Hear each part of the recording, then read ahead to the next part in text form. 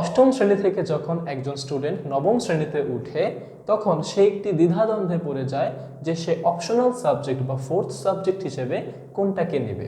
তো fourth subject কোনটা নেবে সেই বিষয়ে ক্লিয়ার করব আজকের ভিডিওতে। ভিডিওটা দেখলে তোমার একটা সুন্দর ধারণা তৈরি হবে, তারপর তুমি সিদ্ধান্ত নিতে পারবে। তো প্রথমে ভাইয়া, এই অপশনাল সাবজেক্ট বা ফোর্থ সাবজেক্ট যেটা আমরা নেই সেটাতে কি আসলে অ্যাডমিশনে কোনো প্রভাব পড়বে কিনা, তার আগে একটু আসি অপশনাল সাবজেক্ট আসলে কি কি নেওয়া যায়। দেখো, সায়েন্সের যে বিষয়গুলো আছে physics, chemistry, higher math, biology, তো এই চারটা সাবজেক্টের ভিতরে ফিজিক্স আর কেমিস্ট্রি আসলে সবারই পড়তে হয়। তুমি চাইলে হায়ার ম্যাথ এবং বায়োলজির ভিতরে কোনো একটাকে অপশনাল সাবজেক্ট নিতে পারো। বিভিন্ন স্কুলে আরও কিছু সাবজেক্ট নেওয়া যায়, যেমন ইঞ্জিনিয়ারিং, ড্রয়িং বা স্ট্যাটিস্টিক্স বা গার্হস্থ্য, আরও কিছু সাবজেক্ট আসলে নেওয়া যায়। বাট আমি তোমাকে প্রেফার করব তুমি হায়ার ম্যাথ বা বায়োলজি এই দুইটার ভিতরেই থাকো, অর্থাৎ বাহিরে যাওয়ার আর দরকার নাই, তাহলে তোমার জন্য অনেকগুলো দ্বার হয়তো বা বন্ধ হয়ে যেতে পারে। তো ধরো তুমি হায়ার ম্যাথ আর বায়োলজি এই দুইটার মধ্যে তুমি একটাকে নিতে পারবা মেইন সাবজেক্ট হিসেবে, আরেকটাকে নিতে হবে তোমার অপশনাল সাবজেক্ট হিসেবে। তো এবার এক এক করে তোমার প্রশ্নের উত্তর দিই। প্রথম কথা, এটা কি অ্যাডমিশনে প্রভাব ফেলবে কিনা? এর যদি এক কথায় উত্তর দিতে হয় সেটি হচ্ছে না। আসলে এসএসসি লেভেলে তুমি কোনটা ফোর্থ সাবজেক্ট হিসেবে নিবে এইটা আসলে তোমার অ্যাডমিশনে খুব একটা ইম্প্যাক্ট ফেলবে না। যেমন ধরো, অনেকে মনে করে আমি যদি বায়োলজিকে মেইন সাবজেক্ট না নেই তাহলে হয়তো আমি মেডিকেলে পড়তে পারবো না, বা অনেকে আবার এরকমও ভাবে যে আমি যদি হায়ার ম্যাথকে মেইন সাবজেক্ট হিসেবে না নেই তাহলে হয়তো আমি ইঞ্জিনিয়ারিং সেক্টরে পড়তে পারবো না। তো এই পুরো কনসেপ্টটাই কি আসলে ভুল। অর্থাৎ এসএসসি লেভেলে তুমি ফোর্থ সাবজেক্ট যেটাই নাও না কেন, এটা তোমার অ্যাডমিশনে বা এইচএসসির পরে গিয়ে যে অ্যাডমিশনটা হয় সেই অ্যাডমিশনে কোনো ইম্প্যাক্ট ফেলবে না। এই একটা কনসেপ্ট তোমাদেরকে ক্লিয়ার করে দিলাম। আচ্ছা, এইবার সেকেন্ড কনসেপ্ট হচ্ছে কি, ফেল করলে নো কাউন্ট। এটা সবচেয়ে বেশি ইম্পর্টেন্ট। তুমি যখন কিনা ফোর্থ সাবজেক্টকে নিবা, ধরো তুমি বায়োলজিকে ফোর্থ সাবজেক্ট নিলা, তো বায়োলজিতে তুমি যদি কোনোভাবে ফেল করে ফেলো তাহলে কিন্তু তোমার জিপিএতে ওইটা ফেল হিসেবে কাউন্ট হবে না। মেইনলি এই সাবজেক্টগুলো যে রয়েছে এই সাবজেক্টগুলোর যে কোনো একটাতে ফেল করলেই কিন্তু তোমার টোটাল জিপিএতে এফ চলে আসবে, কিন্তু অপশনাল সাবজেক্টে ফেল করলেও তোমার আসলে ফেল হিসেবে সেটাকে কাউন্ট হবে না। ব্যাপারটা বুঝতে পারলাম?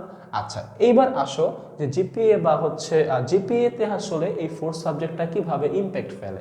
দেখো, ধরে না, আসলে ফার্স্টে বুঝতে হবে তোমাকে জিপিএটা কিভাবে কাউন্ট হয়। দেখো, ধরো তোমাদের সাবজেক্ট আছে কি কি, Bangla, English, general math, physics, chemistry, religion, higher math, ICT. আচ্ছা, তার মানে আমি ধরে নিলাম তুমি হায়ার ম্যাথকে মেইন সাবজেক্ট হিসেবে নিছো আর বায়োলজিকে তুমি অপশনাল সাবজেক্ট হিসেবে নিছো। আমি এটা ধরে নিয়ে তোমাকে একটা ক্যালকুলেশন বুঝাচ্ছি। তাহলে ধরো তোমার জিপিএটা আসলে কিভাবে কাউন্ট হবে। ধরো তুমি সবগুলোতে জিপিএ 5 পাইছো, বাংলাতে 5, ইংলিশে 5, সবগুলোতে ধরো তুমি জিপিএ 5 পাইছো, তাহলে তোমার জিপিএটা কিভাবে কাউন্ট হবে? জিপিএটা কাউন্ট হবে তোমার 5, 10, 20, 30, 40, উপরে বসবে 40। সাবজেক্ট আছে কয়টা? 1, 2, 3, 4, 5, 6, 7, 8, তার মানে 40/8 করলে কত আসবে? 5। তখন তোমার জিপিএ চলে আসবে কত? 5। অর্থাৎ তুমি যদি তোমার যেই কয়টা সাবজেক্ট আছে সবগুলোতে তুমি যদি জিপিএ 5 পাও তাহলে তুমি কি তোমার টোটাল রেজাল্টে কি চলে আসবে? জিপিএ 5 চলে আসবে। এখন দেখি যে আসলে অপশনালটা কিভাবে ইম্প্যাক্ট ফেলে। দেখো, ধরো তুমি এর মধ্যে তুমি বাংলায় 5 না পেয়ে 4 পেয়ে গেল। বাংলায় কত পাইছো? 4 পেয়ে গেছো। আবার ধরো তুমি ইংলিশেও 4 পেয়ে গেল, ইংলিশে তুমি 4 পেয়ে গেলা। আর ধরো এখানে তুমি আরেকটা সাবজেক্ট তুমি হায়ার ম্যাথে যেটা তোমার মেইন সাবজেক্ট ছিল সেটাতে তুমি 4 পেয়ে গেলা। আচ্ছা, তো তুমি যদি এখানে যে 4 পেয়ে যাও তাহলে দেখো এইগুলোকে যোগ করলে কিন্তু তখন এখানে আসবে 37। তখন এখানে কত আসবে? তখন এখানে আসবে 37। তো 37 হয়ে গেলে কিন্তু এটা 5 পয়েন্ট আর আসবে না, 5 পয়েন্টের কম আসবে, 4.6 সামথিং এরকম হয়তো বা আসবে। তাহলে তখন কিন্তু তোমার কি জিপিএ 5 তুমি আর পাচ্ছ না। এইবার অপশনাল সাবজেক্ট তোমাকে এখানে কিভাবে হেল্প করবে দেখো। ধরো তোমার optional subject biology, optional subject কি? বায়োলজি। এখন বায়োলজিতে তুমি পাইছো 5। তুমি অপশনাল সাবজেক্টে খুব ভালো করে ফেলছো, কত পাইছো? 5। এখন কথা এই 5 কি পুরোটাই এটার সাথে যোগ হয়ে যাবে? উত্তর না। প্রথম কথা অপশনাল সাবজেক্টে তুমি যদি 2 এর